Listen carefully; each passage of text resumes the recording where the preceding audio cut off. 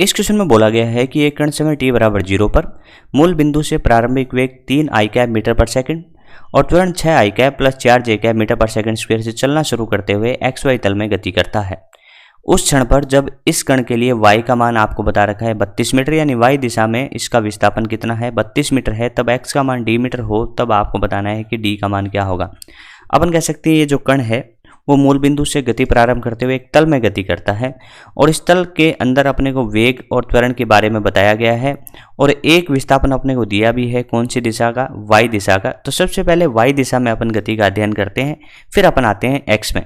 तो सबसे पहले बात करें y दिशा, तो y दिशा में अपने को दिया गया है, विस्थापन दिया है। क्या अपन यहाँ पे गति की समीकरण लागू कर सकते हैं? तो देख रहे हैं कि त्वरण कैसा है, नियत है, तो त्वरण नियत होने की वजह से गति की समीकरण लगेगी और अपन सबसे पहले s बराबर ut plus half A T square लगाते तो हैं, लेकिन किस दिशा में, y दिशा में। तो यहाँ पे s किस में, y में, u किस में, y में, और a भी किस में, y में।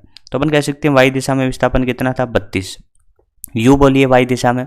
तो अपन कह सकते हैं देखिए जो प्रारंभिक वेग है वो केवल और केवल किस में, x दिशा में है, तो y दिशा में कोई वेग नहीं होने की वजह से 0 है, 1/2। y दिशा में त्वरण देखिए तो अपन कह सकते हैं ये वाला जो है वो आपका ay है, तो आप यहाँ पे कह सकते हैं कि ये 4 है और इंटू टी स्क्वायर। जब इसको सॉल्व करा आपने देखिए यहाँ पे, तो टी स्क्वायर बराबर में कितना आ गया आपका 16 आ गया। तो आप कह सकते हैं कि t बराबर यहाँ पे आपको प्राप्त हो रहा है 4 सेकेंड।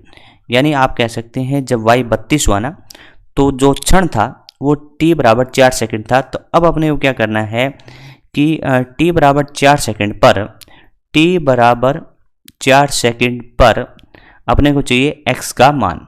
तो आप कह सकते हैं कि इस बार विस्थापन चाहिए x में, तो s बराबर ut plus half A T square समीकरण किस में लगा दीजिए, x में। तो ये x का घटक, ये भी x का और ये भी x का। तो यहाँ पे कह सकते हैं इसका मान अपने को बताया x, ठीक है, या फिर इसमें अपन कह सकते हैं dB बता रखा है, तो x को dB लिख सकते हैं। बताइए x दिशा में प्रारंभिक वेग क्या 3 है, समय अपन कह सकते हैं क्षण की बात करी थी वो 4 सेकंड है, तो 3 × 4 प्लस हाफ।